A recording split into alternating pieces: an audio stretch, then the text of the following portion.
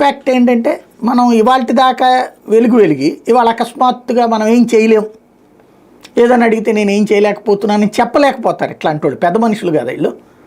ఆ వయసులో ఉన్నటువంటి వాడు ఏం చెప్పగలుగుతాడు ఆయన?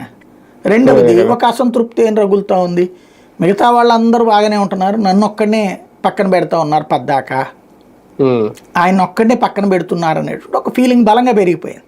అంటే ఇవాళ పదవి ఇచ్చి 3 నెలలు తిరగకపోతే మళ్ళీ మార్చేసేసి, మళ్ళీ ఇంకోటి ఇచ్చి మళ్ళీ మార్చేసేసి ఇట్లా చేస్తూ ఉంటే అదేది మనకు కనుక సిన్సియర్ ఆఫీసర్ని పనిష్మెంట్ అని చెప్పేసి పనిష్మెంట్ అని చెప్పకుండా ట్రాన్స్ఫర్లు చేస్తుంటారు చూడండి, ఆ టైప్ అయిపోయింది ఆయన జీవితం.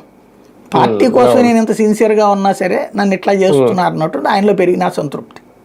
కానీ ఒకటి సార్, జగన్మోహన్ రెడ్డి గారికి ఇవన్నీ ఈ పరిణామాలన్నీ ఒక సవాళ్ళు, ఒక పరీక్షలుగా ఏమన్నా మారుతున్నాయి? ఎందుకంటే ఆయన లండన్లో ఉన్నప్పుడు ఇవన్నీ జరగడం, ప్రశ్నించాల్సిన టైంలో ఇక్కడ అందుబాటులో లేరు. ఇప్పుడు దావోస్ పర్యటన చేసి రాగానే ఆయన జగన్ నుండి ప్రశ్నించేది వేరు, వేరే నాయకులు ప్రశ్నించేది వేరు. అలాగే వాయిదాలు ఏదైనా ఒక షెడ్యూల్ వేస్తూ ఉంటారు, అవి వాయిదాలు పడతా ఉంటాయి, అవి జరుగుతాయో లేదో తెలియదు. ఒక క్యాడర్లో ఒక నైరాశ్యం కూడా పెరిగిపోతుంది దానివల్ల. ఇవన్నీ ఎలా అధిగమిస్తారు? ఖచ్చితంగా ఇప్పుడు మీరు తెలుగుదేశం పార్టీ అబ్జర్వ్ చేస్తే 2019 తర్వాత అసలు పార్టీ యాక్టివిటీ ఎక్కడుంది చెప్పండి? దాదాపుగా ఆ తర్వాత కరోనా వచ్చే 2 ఏళ్ళు ఏముంది పార్టీ యాక్టివిటీ అసలు? అప్పుడు మాజీ మంత్రులు వీళ్ళందరూ సైలెంట్ అయ్యారేమో కానీ బాబు గారు, లోకేష్ గారు కొంచెం అందుబాటులో. ఎప్పుడది ఆఫ్టర్ కరోనా. అవును.